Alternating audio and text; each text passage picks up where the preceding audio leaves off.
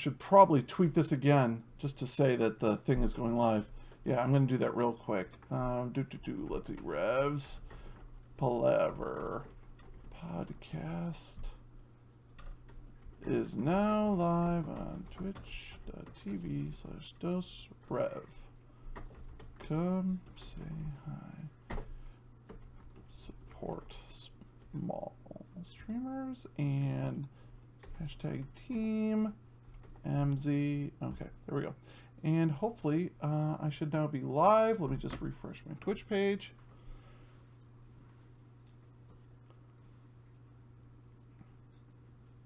And we are live. Okay. Rhevs Palaver. How's everyone doing tonight? Thank you very much for joining me once again on Rhevs Palaver. We've got a good buddy of mine joining me for tonight's Palaver, and I owe him a big apology because he was scheduled to be on last Monday, and for anyone who does watch regularly, they know that I missed last Monday's scheduled stream. First time I've missed a scheduled stream since I started streaming in December of last year. So I guess it was bound to happen sooner or later that I would miss a stream. What are you gonna do? Now I will say in my own defense, it was due to my grandmother had passed away, so I was really in sort of not the right mental state, and that's that. But I don't want to dwell on that. That's fine. It's not even something we're going to talk about. The focus tonight is going to be on my guest. I'm going to call him JR. Some of you know him as Klaxis. Some of you know him as JR. Some of you know him as El Taco Rampage.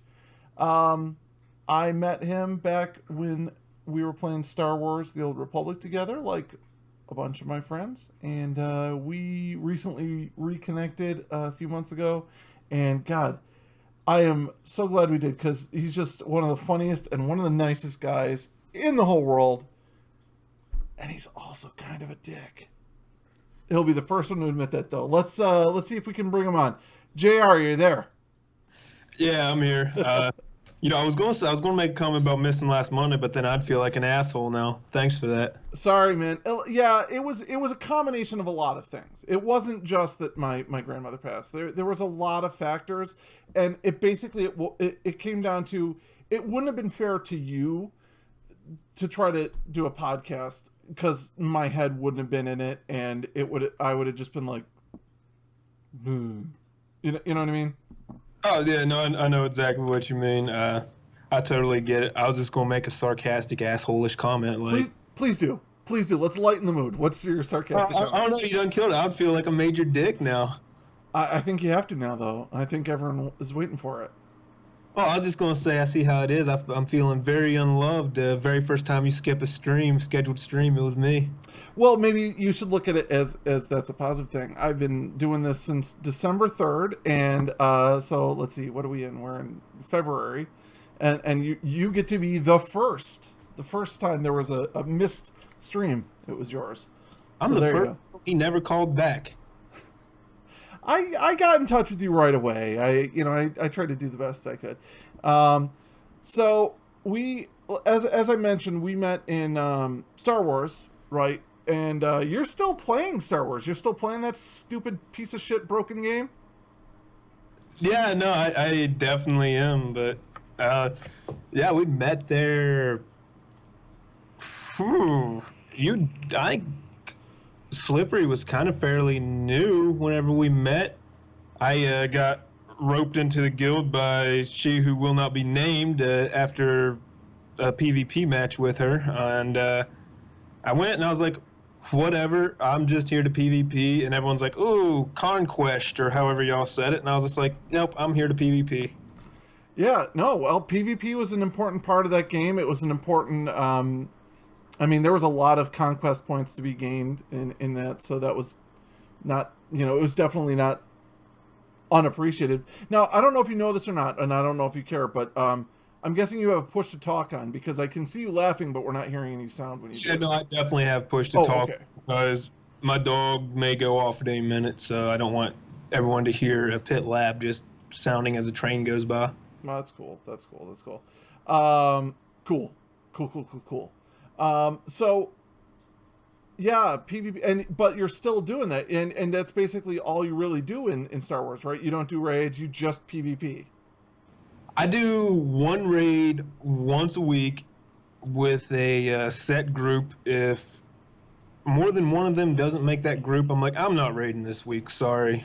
I have slowly over the years come to highly despise PvE. Like, I'm way too competitive not to, or way too competitive just to do PvE.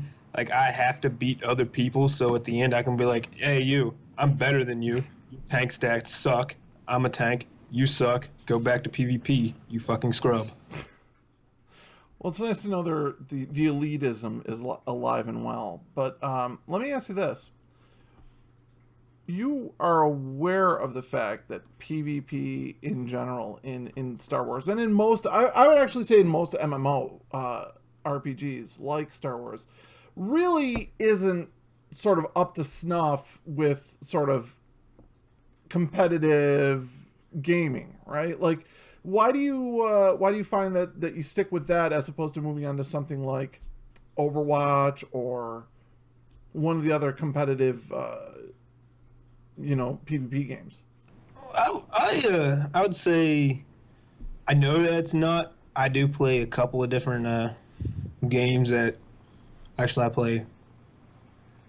I don't know, not many people play that game anymore. I used to play one that was pretty competitive in PvP, but I am hooked on MMOs. Like, I love MMOs. I like the PvP setup of them. If it's a first-person shooter, you can count me out. I suck. Like, I am going to die. I am going to put it down within 5 minutes and then tell you how bullshit this game is because they're like 2-year-old kids that are sitting here just like spraying bullets everywhere. Like, I played one game of CS:GO and I was like, I am never playing this again. Like, I got raffle stomped so hard.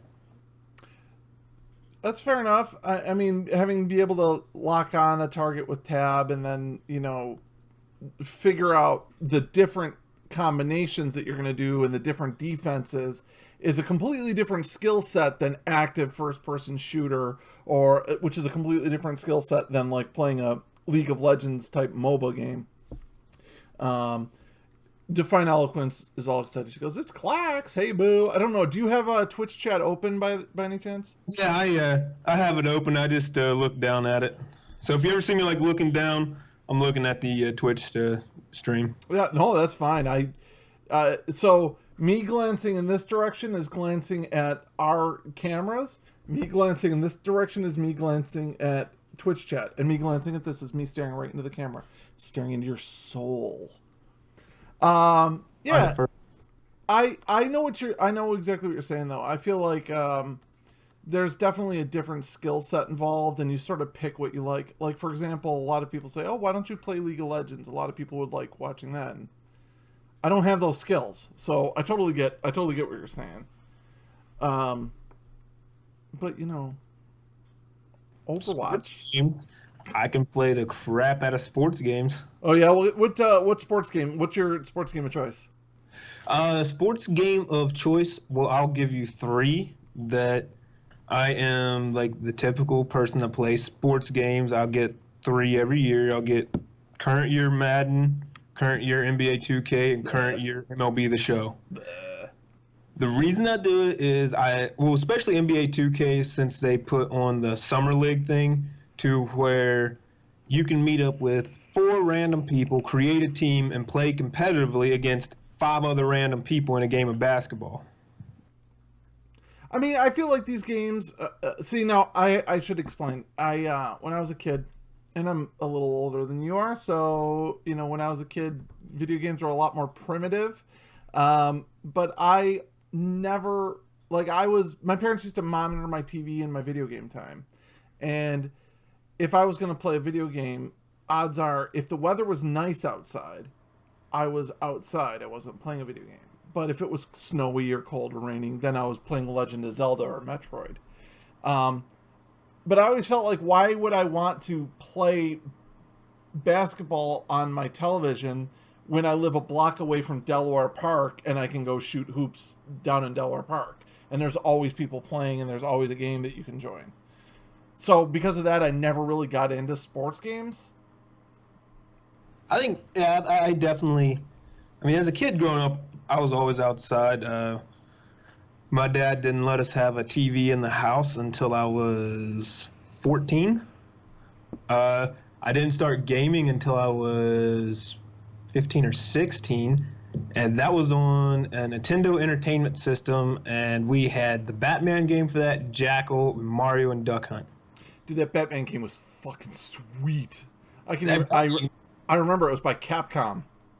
That Batman game was hard, too. Yeah, it was, man. Yeah, it was. I remember that game. You actually beat me. I always tell people I didn't have a TV in my house until I was about 9 years old. We didn't have a TV. And most people are like, what? I'm like, no, my parents... And then I remember it was, okay, so, it had to have been the 80s... It was either the 86 or the 88 Olympics. My parents got a TV because they wanted to watch the Olympics. That was why they finally got a TV. Do you want to feel really great about yourself? Sure. I wasn't even born yet. I know. No, it's funny. Anytime I go to my dad's, I'm like, I feel like I am taking a step back in time. The man is 58 years old, has no TV, no internet. All he has is a radio and books. And I love it because it's a great way whenever I'm just like, you know what, I'm done with people. I sure as hell don't want work to call me. I'm going to go up here for 2 or 3 days whenever I'm off, and no one's going to bother me. It's just a great time to rewind. So I kind of enjoy it, but then also whenever I get back to my sweet internet and video games, I'm like, okay, I did kind of miss this too. Were you brought up in that household where it was like, oh, if you're bored, here's a book, read a book?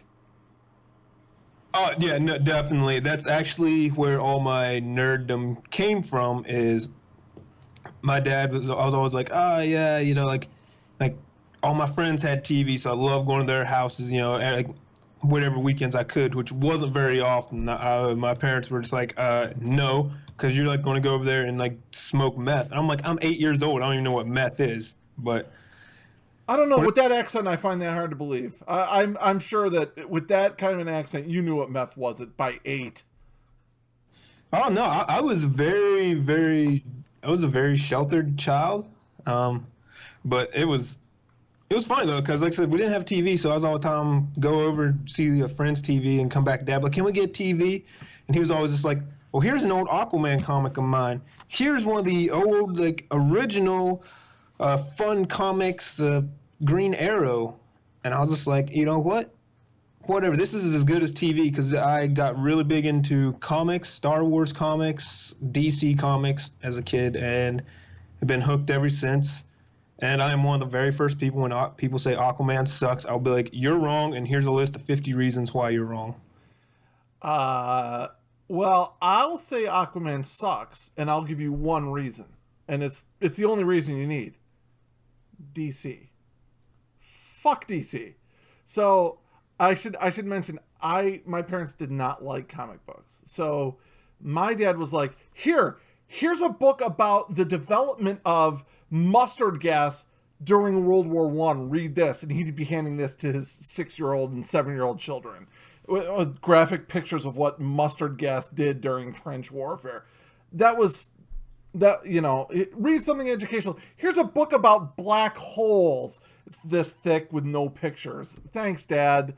Read it. I want a book report. You know, like that was like how my parents would punish me. They would say, "Oh, you got in trouble at school? Here, read this book. I want a book report next week." Like that's what happens when you are raised by 2 teachers, by the way. Your punishment is book reports. My father was the dean of students at my elementary school, and finally when I was going into 5th grade, I'm like, thank God I'm going away. He got a promotion. He became dean of students of the middle school, and I was just like, what the shit? So then finally started high school, and I was like, finally 8 years with this man as my dean of students and my father. I'm gone. Oh no, he become the vice principal of the high school. And then we moved. And I was like, we're moving many miles away. There's no way in hell he will have anything to do with any school I'm in.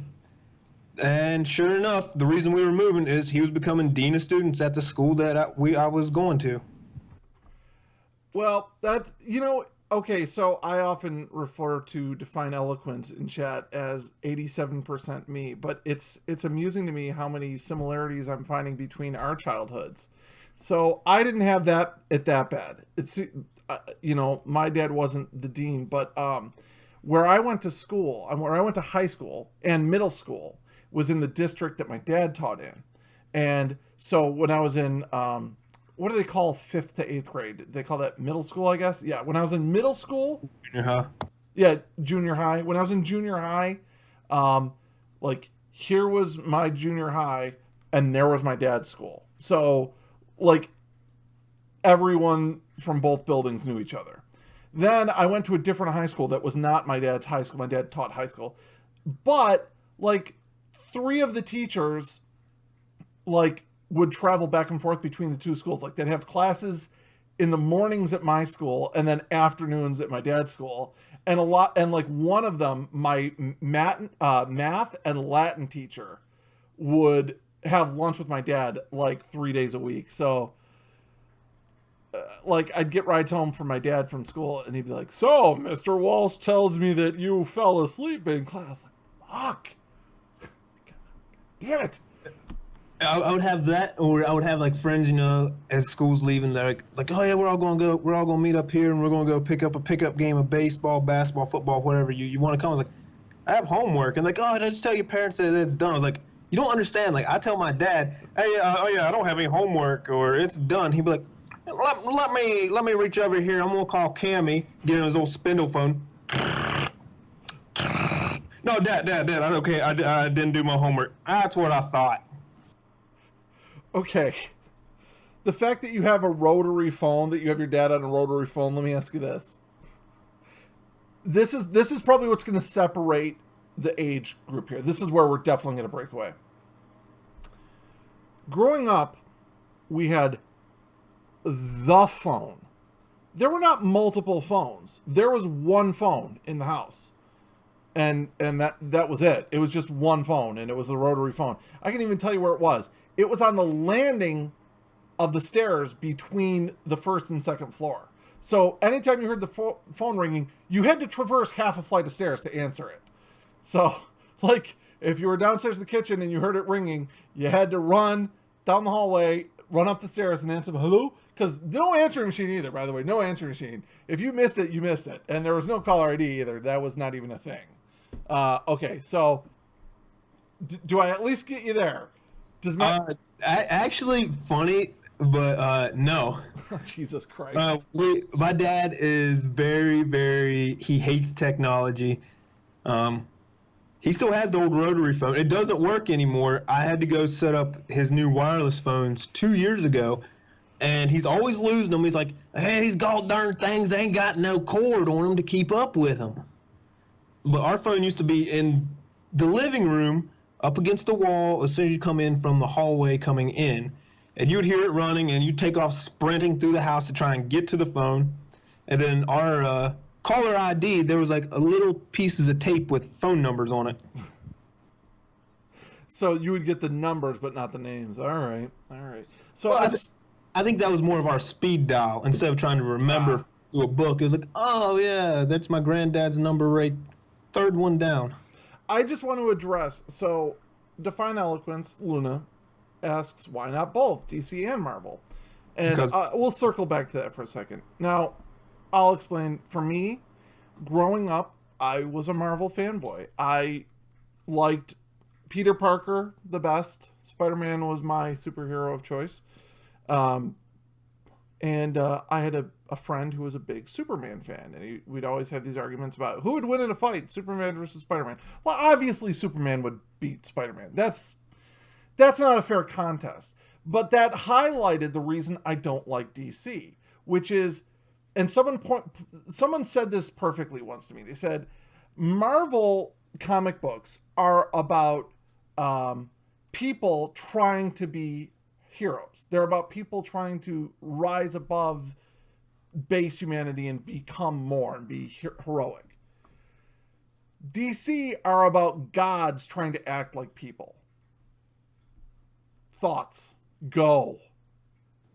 I am going to adamantly disagree. I think there's some in DC that are like that, but I think there are also some in Marvel that are like that. I mean, you take, for example, two of my favorites. You had Cyborg, who he didn't want this crap. It got pretty much thrown on him or die. And then one of my favorites, of course, Oliver Queen, Green Arrow. Not the TV show. I hate that show. That show's stupid. It's ruining the comics. But you go back like Longbow Hunters. This was a demented dude that was just so emotionally broken that he was going around sticking arrows into anybody, and it wasn't just the old school trick arrows. Like, no, he was legitimately poking people with arrows. Like, he wasn't even trying to be anything more. Like, he was there to help the little guy most of the time. He was a college liberal who basically would have been protesting in D.C., and then his life got flipped upside down, and he comes back just so emotionally broken that he's basically a murderer that everyone's like, well, he's only killing bad guys. Well, okay, but now here's the thing. I don't know a lot of DC, so I'm legitimately asking this. When did Green Arrow come out? Because I was not familiar with Green Arrow at all. I think he came out in the mid to late 80s. And if 40s? that's... What's that? 40s? 40s? Okay. I honestly, I mean, I remember when DC sort of did a revamp of their worlds. And it was in large reaction to the fact that Marvel is the younger of the two companies, and it was taking all of the market share. It was the more popular of the two brands. And they realized one of the reasons was because they had Superman, they had Wonder Woman, they had Aquaman, they had all these heroes that were very, very invincible for the most part, whereas Marvel characters were very flawed. And DC sort of revamped their... And I can't say for sure this is what happened with Green Arrow. Green Arrow may have always been the way that you're describing him. I don't know. And that was also in the mid 80s is when there was this big revamp of Batman. And we started seeing, instead of being called, what did they call him? The Caped Crusader, all of a sudden it was the Dark Knight. And it was this sort of flipping of him from being this vigilante for great justice into the Dark Knight. You know what I mean? So I feel like I might be wrong. I'm not going to look this up because that's not the way I roll. I like just speaking off the top of my head. The things that you're saying that make DC gritty and edgy are things that happen only in the last 30 years in response to Marvel's success with that. Does that make sense? It does. And I would say you're definitely right on one thing. DC started getting killed when they had two molds. You had Invincible superhero that was, rah, red, white, and blue, like we're going to go rock 'em, sock 'em robots and you can't beat me. And haha, I'm a rich, funny playboy that's, just kind of goofy, aka early stage Batman and early Green Arrow, whenever you had the Batmobile and the Arrow car and the Heidi Ho Speedy and all that bullcrap.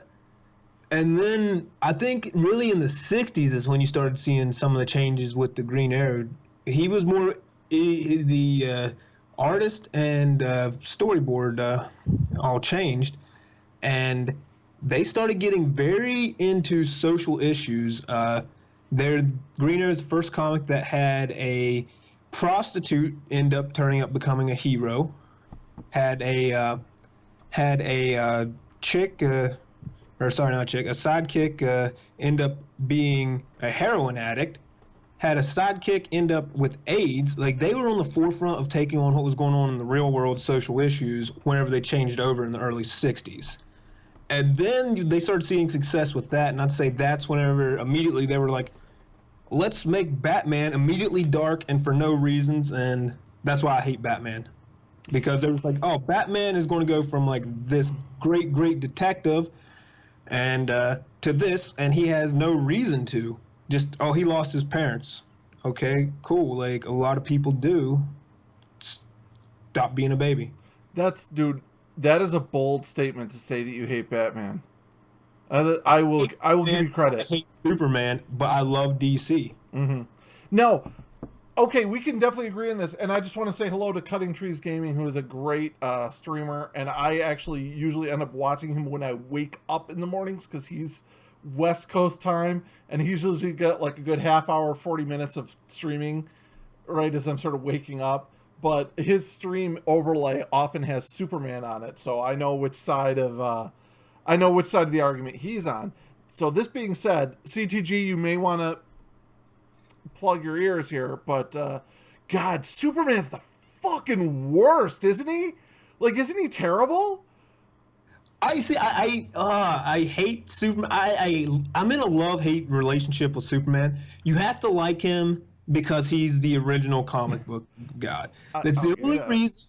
And then other than that, I absolutely hate him. His movies suck. His TV show sucked.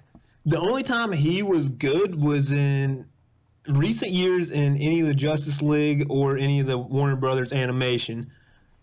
I would say even in the New 52 comics, he still sucked. It was just the animated movies that he was good because immediately they were just all like, oh, hey, let's call in Superman. Because then they finally got over it on the Justice League show, and they're just like, okay, we're going to do the death of Superman, which he ended up not dying because he's freaking Superman and doesn't die. But he got teleported to the future, and all of a sudden the Justice League was like, oh shit, we're taking ass whoopings because Superman's not here. Even Batman was like, you know what, you're going up against a shit ton of aliens. Like, I'm just a rich boy. Like, okay. So you started getting some cool characters integrated in with him, like Lobo, which was awesome. I love Lobo. And then you got Superman come back at the end of the second episode, Death of Superman Part 2, come back with like this beard because he'd been in the future for like 40 years of his time. So he comes with like this beard and long shaggy hair wearing a wolf pelt. And you're like, that's a Superman I could like because he's like, whatever. He's not all, I'm a golden boy, I will never hurt anything, and I'm just here for the best of humanity. Like, I know, I'm sorry, if you had powers like that from a different world, you don't come in, you'd be like, holy shit, Hitler's trying to start World War II. Yep, I'm going to zap his brain with heat vision from 3 miles away. But no, you just go like, oh, I'm going to let him kill people. Oh, you know, somebody's doing this. Yeah, we'll just let him kill people, and then we'll go stop it and be the hero. No, nobody works like that. Superman is... no. Well, my problem with Superman is he's essentially, for all intents and purposes, compared to the rest of humanity, he is a god. He's invincible. He can't be killed. I mean, how many times has he been speared with kryptonite, exposed to kryptonite? Doomsday killed him. I mean, he's invincible. He can't be killed. He can... I mean, depending on where you draw your inspiration from, even if you go to the movies, he can literally fly around the earth and turn time backward. Like, he can do anything. He is a god. I mean, there's no arguing that. And to me, that makes for, from a literary perspective, that makes for a very uninteresting character. To have a character that can do literally anything, it's not interesting. There's no drama, there's no tension, there's no fear of defeat, there's nothing. What to me makes a superhero is someone who rises above what they are, and you know, maybe they have a gift or maybe they have powers or whatever, but they're rising above and doing more than humans would do. So, you know, yes, Commando Slippy, Spider-Man's my favorite too. I'm gonna go ahead and throw another thing out there. You ready? You want to know another thing about the superiority of Marvel over DC? Todd McFarlane produced some of the best Spider-Man comics so good that he spun off and created his own comic book company that is probably the third or fourth biggest today, behind DC and Marvel, and possibly behind Dark Horse. So there you go. I have 2 words for you on that. Mm-hmm. Bruce Timm, the Timverse. He didn't branch out with it, but my God, he could have.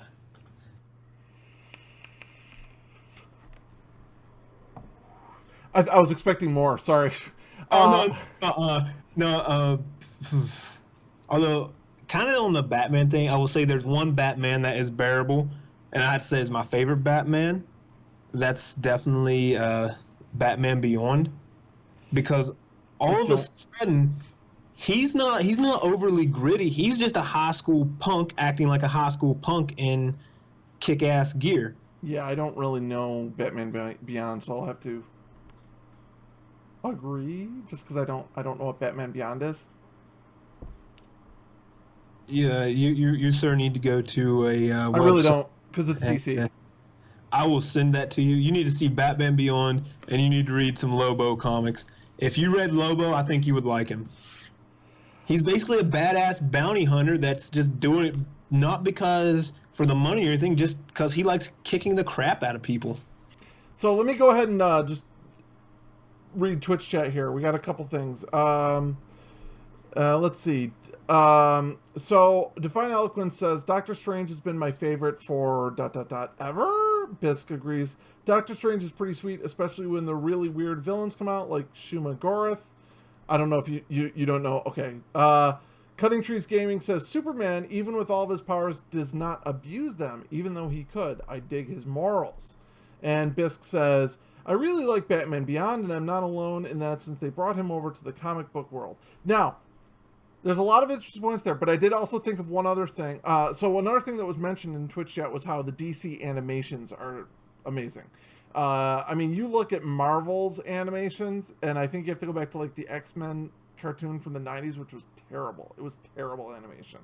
DC, obviously, far superior animated TV and movies. I'm not even going to contest that point. There's no one with half a mind that could argue the superiority of the DC animation.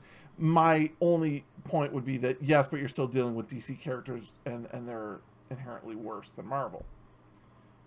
But I will say, I will give DC another point that I love about DC. Their Batman cartoon that they had in the 90s, they introduced a sidekick for the Joker, because the Joker himself is too dark. You know, he's a psychopath, and he's too crazy.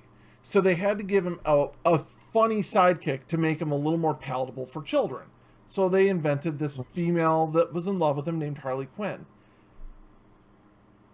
People loved Harley Quinn, and DC was smart enough to spin her off into her own comic series, and from all accounts of everything I've read, it's massively successful. Yeah, I will say, you know, kind of touching on all your points here. Marvel owns major cinema movies. DC went to this stupid sepia thing after the crappy Dark Knight trilogy, which even though I don't like Batman, I hated those because Bane was not some... No, he was basically a drug kingpin that ran a military. He was a military genius and a Mexican. He wasn't I was in a prison and I'm Arabic and I just talk funny with a mask and I don't have any Bane venom because, you know, he created that because he was a genius. The Joker, I am going to catch so much grief for this one. I hate the Joker in The Dark Knight. And it's not a bash against Heath Ledger. Like I liked, you know, their character, their actor choice for it. I hated their portrayal of the character because they tried to just make him overly dark. The Joker, yeah, he was a dark character, but he was such a light-hearted dark character, like hand buzzers, hammers, explosions, right, and boxes. He wasn't just I'm going to jam a pencil in your eye. Ta-da! No. No, you need to stop that crap. Then Well, but in fairness, let me just interrupt you for a second here. In fairness, and I know what they were doing with that version of the Joker, and they did the same thing with the Jared Leto version in Suicide Squad. Basically, the Joker becomes such an iconic character, and everyone loved Heath Ledger's portrayal of the Joker, right? That they had to reinvent the Joker a little bit, right? I mean, can you kind of agree with that? yeah, I mean, and I'm kind of glad. I feel like they're going back in the right direction with with Jared Leto's. Well, what happened with Heath Ledger is it had been, what, 15, 20 years since Jack Nicholson did the Joker, and people still looked at him like the iconic Joker. Jack Nicholson portrayed that goofy clown prince of crime, sort of silly Joker that's also a brutal, bloodthirsty psychopath. Jack Nicholson did an amazing Joker, and they knew they had to differentiate. They couldn't do the same Joker.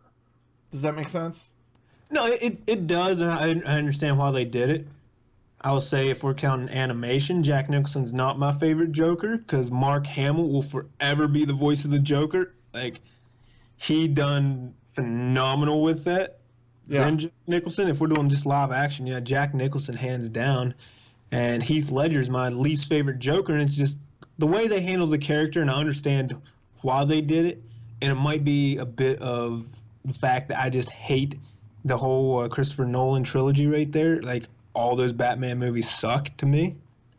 So, and they also ruined the DC universe because now all of them want to follow that. Basically, look like the back of my room here. Dude, Man of Steel, my biggest problem with Man of Steel was that they put that dark film grain on it and they washed out all the colors, and that was the biggest mistake they could have done. Superman should have bright blues, reds that pop off the screen. He should be flying through a beautiful cerulean blue sky with fluffy white clouds. When he fires his laser eye beams, they should be, neon red. They fucked that up so bad. And the thing that makes that so heinous to me is if you watch what it was filmed in, it had this really vibrant color scheme, and then computer post-processing, they washed out all the colors and they put that disgusting grainy thing. Actually, I take it back. The worst part about Man of Steel was Kevin Costner. I hate Kevin Costner. The worst part of Man of Steel is that it was created. Yeah, it was. I feel like they could have made that work, but that was the biggest sin to me. Was that and they did it because they're like, hey, it worked for Batman. No, Batman is completely different than Superman. And Bex and I have had a discussion about Wonder Woman coming out. I'm like, it's DC. I'm not going to bother with it. But the one thing that I have hopes for with it is, in watching some of those trailers, it looks like they've gotten rid of that disgusting, grayed out, washed out color palette. There's some real vibrant, popping colors that I've seen in the trailer. Which I'm really, really, really hoping for, because I call it the 300 effect, because after 300 come out, everyone was wanting to go that darker toned. And I feel like whoever is in charge of Warner Brothers animation and DC storyboards over there needs to be in charge of their live action films, because if you go over there, they have like the perfect thing in their animated movies. When Batman's on or in his Batcave, you then have like this dark overtone, and then you're kind of like, you can almost feel like the damp chill coming out of the cave, or in case Red's on, you can feel the moist chill coming out of the cave. And then whenever Superman's, in Metropolis, it's just bright, it's shiny, and you're like, you know what, this is awesome. Mm-hmm. Except they were getting invaded, they just kind of had this ominous overtone. It was almost like you could kind of feel dust settling all over, and that's just because there's a war going on. Yeah, I think we definitely agree about that. It's just, I don't know what they were thinking. To me, it feels like as big of a misfire as the nipples on the bat suit in the Joel Schumacher version of Batman. It's just, there are some mistakes that are made because they're like, well, this is a movie and we're going to make some artistic choices here. Yeah, are we? You want nipples on a bat suit? You had to bring up the nipple bats. Bat nipples. Uh, the But you know what? I could have went a long time without ever having to put that mental image back in my brain. I I appreciate it. I can tell you something that's even worse. So when they were casting for that, do you know who the original front runner that they wanted to cast Mr. Freeze as Mr. Freeze? I don't. Patrick Stewart, Jean-Luc Picard from Star Trek. Yeah, no, I know. They wanted the classic Mr. Freeze with the domed helmet, played as a very cold and calculating man, played as a super genius scientist who is cold and emotionless. And then they thought, you know what? Or instead, let's get Arnold Schwarzenegger and just give him a big gun. I mean, big guns or big brains. Although I will say one thing, as much as I hate the CW's bastardization of some of my favorite comics, I was doing cartwheels. I finally started, catching up on the Flash after, so much crap and how they trashed the comic books to make them mainstream. There's one episode in there to where they brought, the Trickster in. And they got Mark Hamill to reprise his role as the Trickster as he was shooting freaking Star Wars, and brought back the Trickster suit from the movie. And I was just like, you know what? There is a God, and this show's kind of bearable. Then I got to Flashpoint, and I was just like, you guys can piss off. You messed up like the single greatest thing ever DC Comics come up with, Flashpoint. No, which episode was Flashpoint? Because I don't know the titles, but I did watch all of the first season of Flash and then a couple of episodes into the second season. Oh, it's... like, what happens in Flashpoint? That's when he runs back, he saves his mom, and he creates Earth 2 on the show when... Yeah, that was a terrible episode. All these infinite Earths already exist. And then in Flashpoint, he'd run back and, Reverse Flash is there, but all of a sudden, there's like basically a global war going on in between Princess Diana, aka Wonder Woman, and Aquaman, because pretty much Aquaman was going to get married to her and then got caught cheating, and now they're in a war.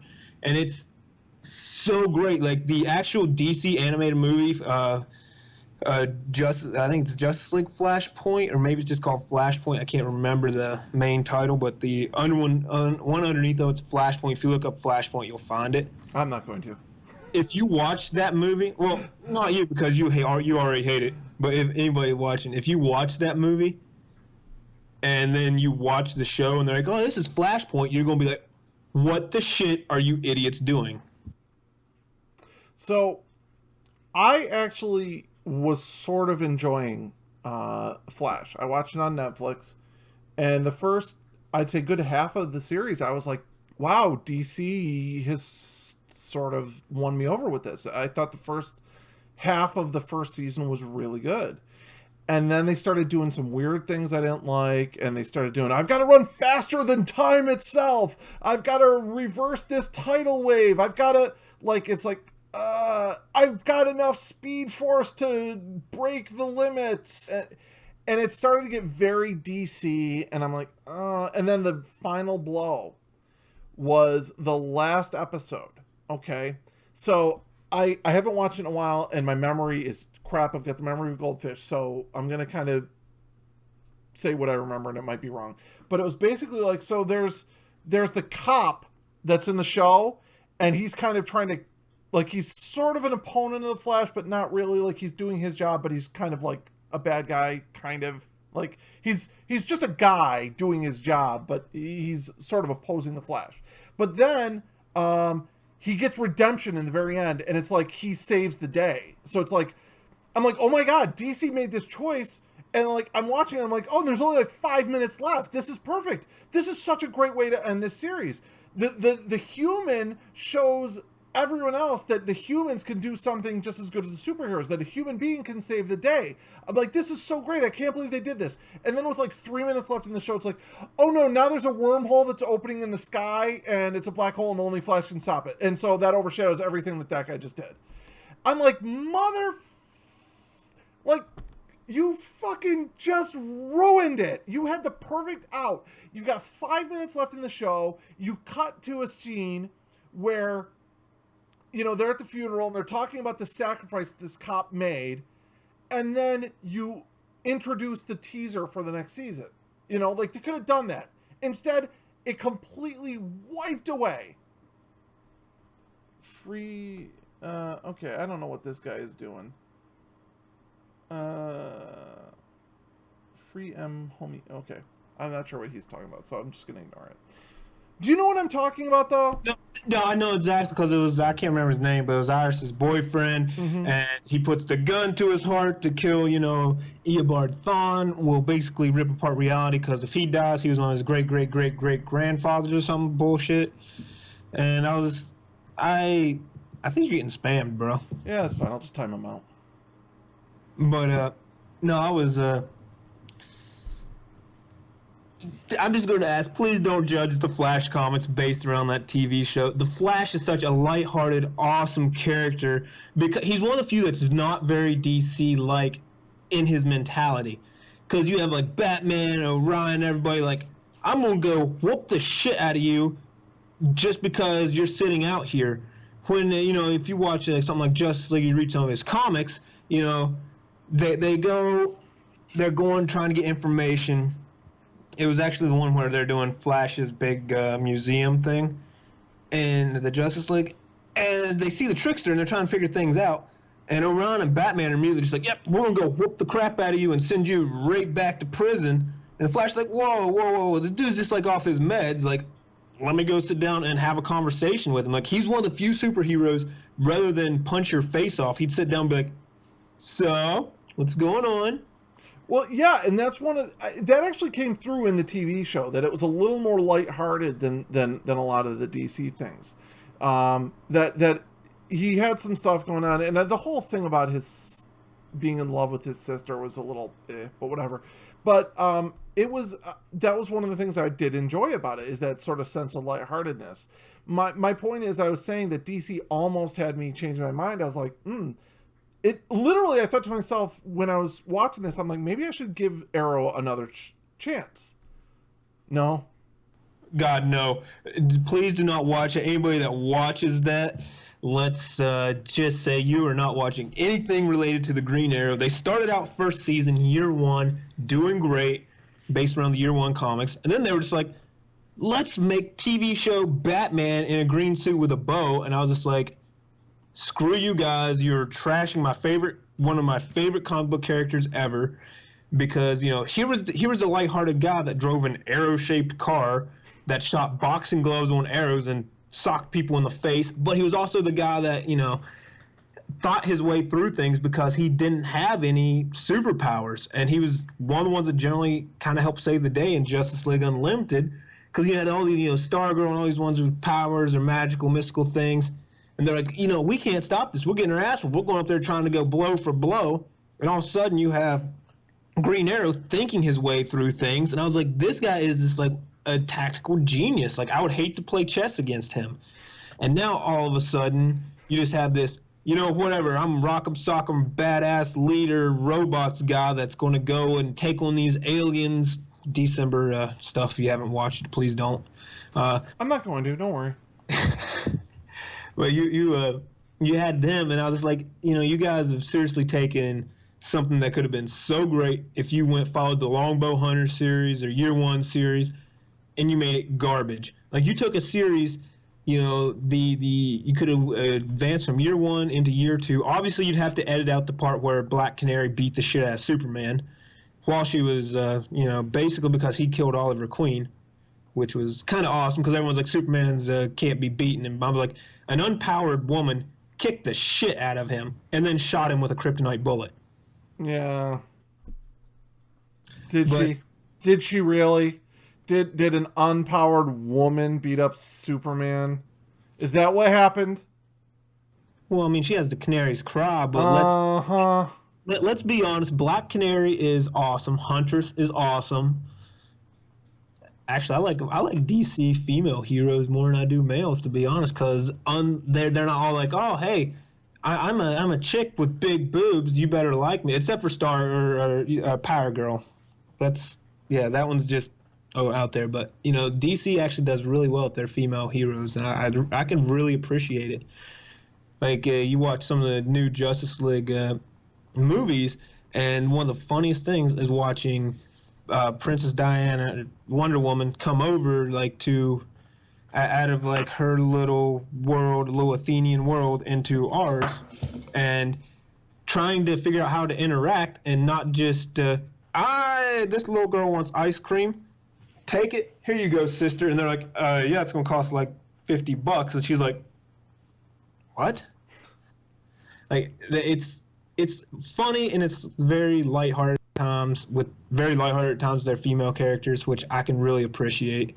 And then you have the ones like the Huntress and the Question, which is one of the weirdest relationships ever, but probably one of the best, I think, in all comics, to be completely and totally honest, because you basically have this woman that, is a crime lord's boss, was trained by Batman.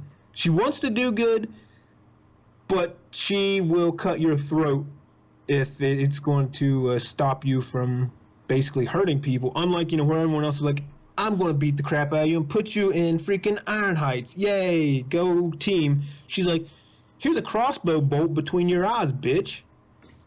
Well, that definitely is a little dark. I just want to point out we've got about 7 or 8 minutes left, just so you know. Yeah, I know. I feel like it's definitely not enough time to bring up any of the topics we talked about in Discord beforehand, so we're not even going to go into those. But believe me, we did have prepared material. We just decided to say fuck it and talk about DC Comics. I will ask this. So, I have a feeling that you are to DC the way I am to Marvel, which is I could talk about Marvel for hours and hours and hours, but you probably don't know much about Marvel. Would I be correct in that? I know about some front plate license plates of my truck, car, and even on my bike, I have a Punisher logo. Mm-hmm. And that's just because the Punisher was a Marine and he was awesome and he was a badass and dark. Did you watch the Daredevil series on Netflix? Yes, that is an amazing series. Like I'm liking the Netflix series, except for I couldn't get into Luke Cage. Like I watched 2-3 episodes and I was just like, this is taking so long. I understand what they're doing, but it's taking so long to get into the Heroes for Hire. Okay, here's the thing. I liked Luke Cage. It was so far sort of the weakest of the Marvel Netflix series, but here's the thing. It's like, I think 13 episodes. It doesn't pick up till about episode 5. You really have to sort of grind through the first 4.5. And then about midway through episode 5, it starts to really get going. The way I say it is, if you watch Jessica Jones and you like Jessica Jones, you know that was not a big in-your-face superhero thing. That was like a sit back, relax, sort of thematic feel, like a feeling type. Like it's more like you just sit back and experience the story that they're telling, and they're telling it slowly. They did the same thing with Nick Cage. I think the pacing was a little bit off, though. I think that's one of my downfalls on it, is like, unlike DC, where I started at the beginning of a lot of comics and I read all the way through that, and now I'm like all into action, is I was picking up these Marvel comics right in the middle. I've read a couple of, the Heroes for Hire with Luke Cage and Iron Fist, but I'm picking up like right in the beginning, where basically when Iron Fist is punching a dragon to get powers. I'm like, okay, this is what this is all about. So the whole slow start into them, I'm like, eh. So let me ask you this. Noah Near, Dave, made this great YouTube video that talked about this new show that's coming out. I think it's called Powerless. And it's set in the DC universe. And it's about a bunch of just normal human beings. And the thing that caught me about it was, one, it stars Alan Tudyk and Danny Pudi. Alan Tudyk, in my opinion, best known as Wash from Firefly. And Danny Pudi, probably best known as Abed from Community. Have you heard about this show at all? This is the first time I've heard about it, but let's say I will be extremely interested in seeing it, since I think the best DC TV show they've ever come out with in recent years, like 10, 15, was Smallville. Mm-hmm. So I would be very interested in watching that. Well, if you're in chat, if no one near, if you're watching, if you could link your YouTube video, otherwise I'll dig for it later and send it to you later, Jr. But apparently it's supposed to be a sort of lighthearted sitcom. It's supposed to be. It's gonna be a comedy apparently, and I might check that out. I mean, I like those two actors I mentioned, and there's other actors in it too who I recognize, but I'm not big fans of. But I love Alan Tudyk and I love Danny Pudi, so I might check it out. You said Tudyk. That's how you say his name. It's actually Alan Tudyk, not like he has not one dick but two dick. I couldn't help but get my childish sense of humor in here eventually. Now the other thing that's hilarious about Alan Tudyk is most people don't realize how much shit he's in. Like he does voice acting for like everything. Like he was the droid in Rogue One, you know. I know you love Rogue One. Shut up. You loved Rogue One. It was your favorite movie ever. The only thing you liked more than that was The Farce Awakens. I know we've talked about this. But yeah, he does voices for so many things. We don't have the 3 hours for me to get into the reasons why both those movies suck. We don't have 3 minutes left. Do you know that the hour is already gone? That's it. See, this is the bad thing. You get me going on DC. I'll just keep going. I'm like, or just comic books in general. I know a little bit about Marvel. Yeah. But that's one of the reasons I keep Rhevs Palaver to an hour. I know on Fridays when we do our Proper Nerds podcast, we do 90 minutes, but that's because there's 3 or 4 people on. 60 minutes would be way too short. But I feel like 60 minutes is good. The only time I ever really significantly went over the hour limit was when I talked to Luna, aka Define Eloquence, and I think we went like an hour and 10 minutes. And I was like, oh my God, I gotta end this show. So before we do wrap up here, is there anything else you wanted to mention about everything we ended up talking about, which was mostly just DC? But also, if anything you want to circle back to and make a last point on. Other than the fact that DC's 10 times better than Marvel in animation, not really. What? I said in animation. Okay, yeah, in animation, I'll give you that. Comic books, I'll give it to them. You're a fan of one or the other. It's that they run about the same. Animation, we're still 10 times better. Animation, you're better. Movies, though, you're 1,000 times worse. You, dude. Okay, this is the quest I always give to people.